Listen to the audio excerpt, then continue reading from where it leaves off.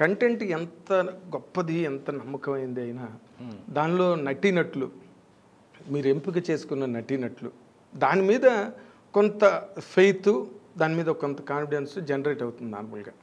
అంటే అంత perfect eminent actors చేయాల్సిన సినిమా అది.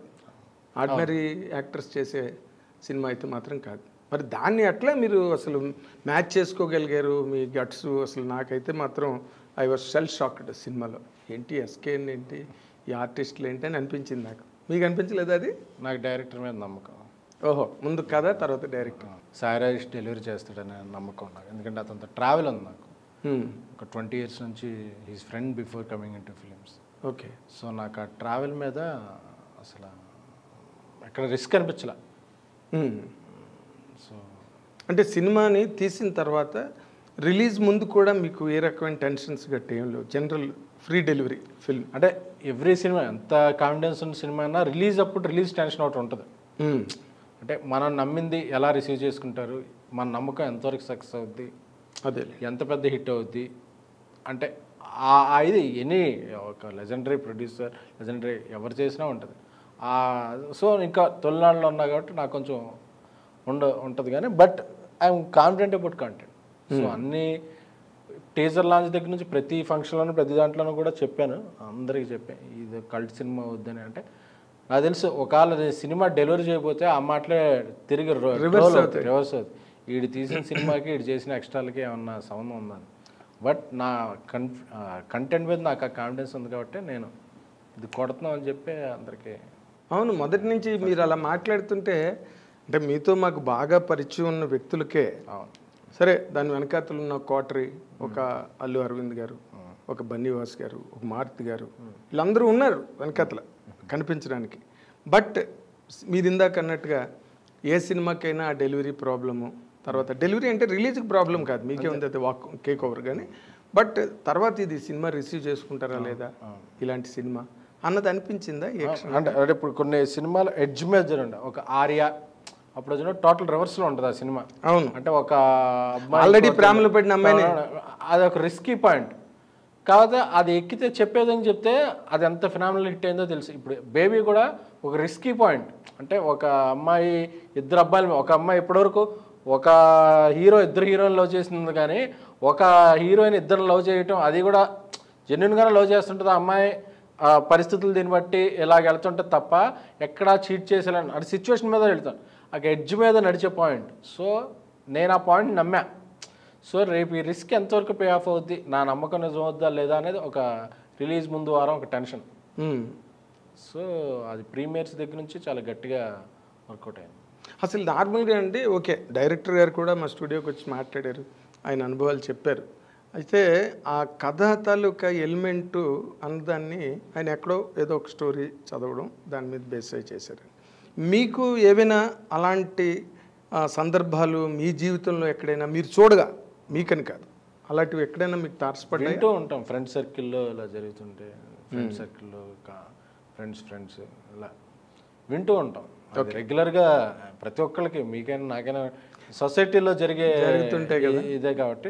అండ్ యంగ్స్టర్స్, నేను ఎప్పుడు కొద్దిగా యంగ్స్టర్స్ అంటే నాకు వాళ్ళకి ఒక ఇప్పుడు నేనేమి కాలేజీలో చదవకపోయినా కాలేజీలో చదివే ఫ్రెండ్స్ వాళ్ళతో కనెక్టెడ్గా ఉంటాను. సో ఏం జరుగుతుంది ఏంటి అనేది కొద్దిగా అప్డేటెడ్గా ఉంటుండే. సో అదేలేండి మన అందుకే రాజేష్ పాయింట్ చెప్పగానే, తను రాజేష్ కూడా అంతే, అందుకే చెప్పగానే నాకు వెంటనే కనెక్ట్ అయింది. ఈ పాయింట్ మనం సినిమా చేస్తున్నాం, అది రిస్క్ అయినా పర్లేదు డిసైడ్ అవుతుంది.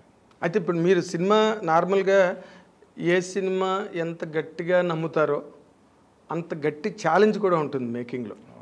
మీ ఛాలెంజ్ ఏంటండి ఇందులోని? ఈ ఛాలెంజ్ ఏంటంటే, నేను ట్యాక్సీ వాళ్ళ తీసి చాలా రోజులు అయింది. నేను ప్రామినెంట్గా ఎవ్రీ ఇయర్ సినిమాలు తీసే ప్రొడ్యూసర్ కాదు.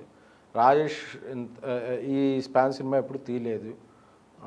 ఆనంద్ అప్కమింగ్, వైష్ణవి అమ్మాయి యూట్యూబ్ ఇన్స్టాగ్రామ్లో అమ్మాయి కొడితే, యూట్యూబ్లో గూగుల్ సెర్చ్ కొడితే ఫ్రీగా యాక్ట్ చేసిన షార్ట్ ఫిల్మ్స్ అన్నీ వచ్చేసాయి.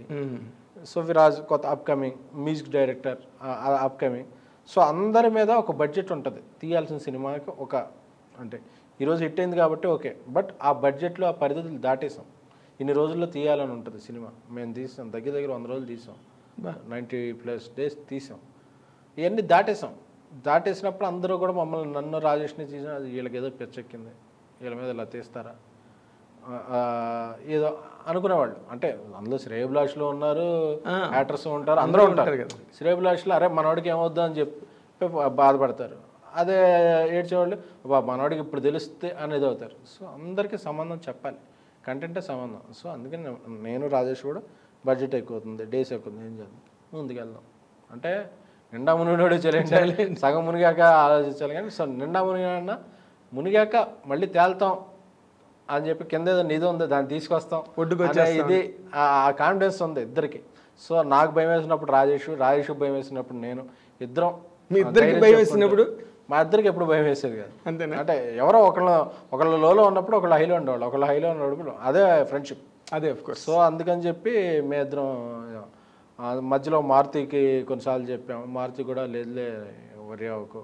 బట్ అరవింద్ గారు కనుక మనం ఆలోచిస్తే మీ వెనకథలు గైడింగ్ ఫోర్స్ అరవింద్ గారే కదా అంటే కొంతవరకు ఆయన, బట్ ఆయన కథ ఏమి ఫస్ట్ టైం లేదు, నా కాన్ఫిడెన్స్ బట్టి వెళ్ళిపోమని చెప్పారు. సో బన్నివాస్ కాదన్నాడు, మారుతి కాదన్నాడు, అరవింద్ గారు నన్ను నమ్మారు కథ కన్నవాడు, నేను నమ్ముతున్నాను కథ అని చెప్పి. సో అలా పైగా అరవింద్ గారు కూడా కొంతవరకు ఒక బడ్జెట్లో తీస్తానని చెప్పాను, ఆ బడ్జెట్ దాటేశాను. ఆ పాయింట్ నేను అడుగుతున్నా. ఆ బడ్జెట్ దాటేసాక నేనే పెట్టుకోవాల్సి వచ్చింది. ఎందుకంటే అడిగితే ఇస్తారో లేదో తెలియదు, అడగడానికి నా మొహమాటం. అంటే మనం కమిట్ అవుతాం కదా, కమిట్ అయ్యాక అరే ఇది అడిగితే బాగుంటుందా బాగదా, ఇది నా రెస్పాన్సిబిలిటీ కదా అని చెప్పి దాటేసి ముందుకెళ్ళి ఇల్లుంటే అమ్మేసి ఏదన్నా ఛాలెంజ్, ఇంకా ఇల్లు కూడా అమ్మేశారు. ఎస్ ఎస్ ఇక్కడ కొగడపల్లిలో ప్రజలో ఫ్లాట్ ఉండేది, అది అమ్మేసి ఇంక లేదు మనం ముందుకు వెళ్ళాలి, ఏదైనా సరే మేక్ ఆర్ బ్రేక్ అంటారు. ఈ సినిమా నాకు అంత ఆవేశం ఎందుకండి మీకు వచ్చింది ఈ సినిమా మీద, నాకు తెలియక అడుగుతాను. అంటే ఆవేశం అంటే సినిమా ఓకే, మీకు డైరెక్టర్ మీద నమ్మకం ఉంది, కథ మీద నమ్మకం ఉంది, బట్ దానికంటూ ఒక పరిధి ఉంటుంది కదా. ఇందాక మీరే అన్నారు, ఇప్పుడు ఎంత పెద్ద హీరో సినిమాకైనా, ఎంత పెద్ద కాస్టింగ్ ఉన్న సినిమాకైనా దానికి ఒక క్యాలిక్యులేషన్ ఉంటుంది, దానికి ఒక మెజర్మెంట్ ఉంటుంది. పోనీ సినిమా నిర్మాణం తెలియని వాళ్ళు కారు మీరు, బాగా దానిలో ఆరితేరి గీతా ఆర్ట్స్ సర్క్యూట్లో ఎస్కేఎన్ అంటే మోస్ట్ క్రెడిబుల్ పర్సన్గా ఎదిగారు మీరు. మరి మీకు ఏమాత్రం మరి ఎందుకు అన్ని క్యాలిక్యులేషన్లు తప్పేయండి రీషూట్లో? అంటే రీషూట్ ఏం చేయలేదు అసలు, రీషూట్ అనేది సినిమా షూట్ ఎక్కువ చేసాం. ఓకే, అంటే కొత్త ఆర్టిస్టులు అంటే అప్కమింగ్ ఆర్టిస్టులు ఎక్స్ప్రెషన్ కూడా పర్ఫెక్షన్ రావాలి, అనుకున్నట్టు రావాలి. అంటే షార్ట్ ఫిల్మ్లో చేసినట్టు ఇక్కడ యాక్ట్ చేస్తే కాదు, ఇక్కడ చాలా వేరే రకంగా చేయాలి. సో దానికి ఏంటంటే దానికి అనుకున్న ఎక్స్ప్రెషన్స్ రావాలి, అనుకున్న పెర్ఫెక్షన్ రావాలి, అంటే హై ఇంటెన్స్ ఎమోషనల్ డ్రామా, ఏదో ఫన్ మీద టేక్ టు టేక్ అయ్యేది కాదు, వాళ్ళ మూడ్లోకి రావాలి. ఒకరోజు షూటింగ్ మొత్తం అయిపోయాక ఈరోజు షూటింగ్లో అనుకున్న రకంగా ఎక్స్ప్రెషన్ రాలేదు, ఎమోషన్ పండలేదని మొత్తం ఆ షూట్ని స్క్రాప్ చేసి ఇంకో రోజు షూట్ చేసిన డేస్ కూడా ఉన్నాయి. సో ఆ రిస్క్ అది ఉంది. అంటే నాకు ఎప్పుడూ కూడా ఇండస్ట్రీలో హై రిస్క్ హై రివార్డ్ అంటారు. Of course. So I want take high reward, high risk చేశా, ఎందుకంటే because I believe in content. So ఎక్కడో ఆ కాంటెంట్ నమ్మి వెళ్ళకపోతే నేను ఎప్పటికీ ఎస్కేన్ అనేవాడు ఇప్పుడు ఎవరు మాట్లాడుకోరు, ఎందుకంటే ఇండస్ట్రీలో ఇయర్లీ ఎస్కేన్ మాట్లాడుతుంటాడు తప్పితే ఎస్కేన్ గురించి ఎవరు అంతే నేను ఎప్పుడేదో గొప్ప సినిమా తీశాను, ఏం గొప్ప సినిమా తీశాను మాట్లాడుకున్నాను కదా. ఇప్పుడు ఇండస్ట్రీలో అందరూ మాట్లాడుకుంటున్నారంటే నేను తీసుకున్న రిస్కే.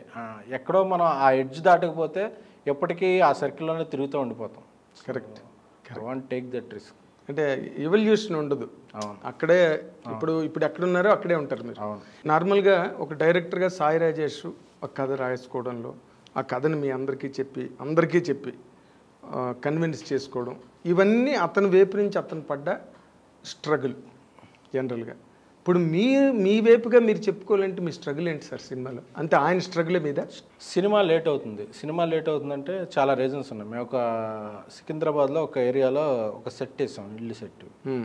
అక్కడ ఉండే పొలిటికల్ ఇదికి అక్కడ ఉండే కంటోన్మెంట్ ఏరియా ఏదో చిన్న వచ్చి అది పడేశారు, మాకు చెప్పిన రోజు షూటింగ్ వెళ్తే పడేశారు. అప్పటి వరకు జరిగిన షూటింగ్ వేస్ట్, ఎందుకంటే ఆ జాగ్రఫీ పోద్ది. మళ్ళీ కంటిన్యూటీ అనేది కదా సినిమా.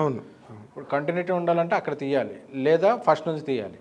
ఒక 5-6 రోజులు షూటింగ్ అంతా అక్కడ చేసి చాలా సెర్చ్ చేసి, అంటే ప్రాపర్ బస్తీలో ఉండాలని ఆ ప్లేస్.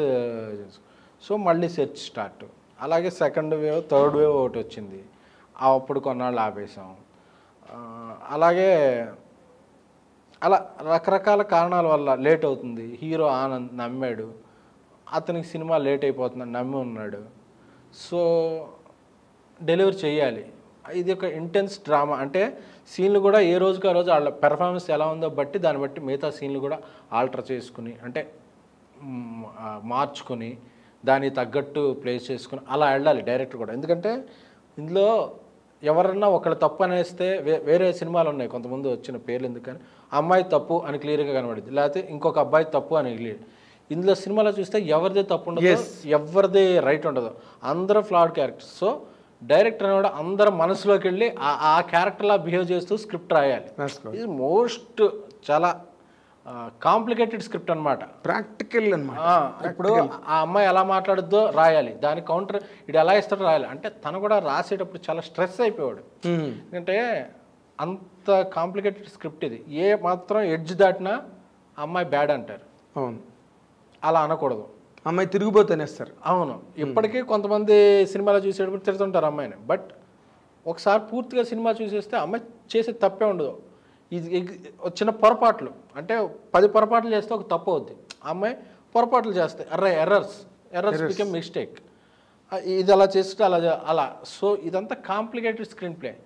సో ఈ స్క్రీన్ ప్లేని నమ్మి డేట్స్, ఇంకో హీరో వేరే సినిమా చేసేవాడు, ఇలాగా అన్నీ మాట్లాడుకుని ఇవన్నీ చేసేవాడు కొంచెం టైం పట్టేది. సో డ్రాగింగ్ అయ్యేది. అప్పుడు టెన్షన్ ఉండేది, మనం అనుకున్నది లేట్ అవుతుంది తీయాలి. అలాగే ఒక ఎడిటర్ ఉన్నాడు ఈ సినిమాకి. మా డైరెక్టర్ ఎక్కడ ముందు చెప్పాడో లేదో తెలియదు నాకు.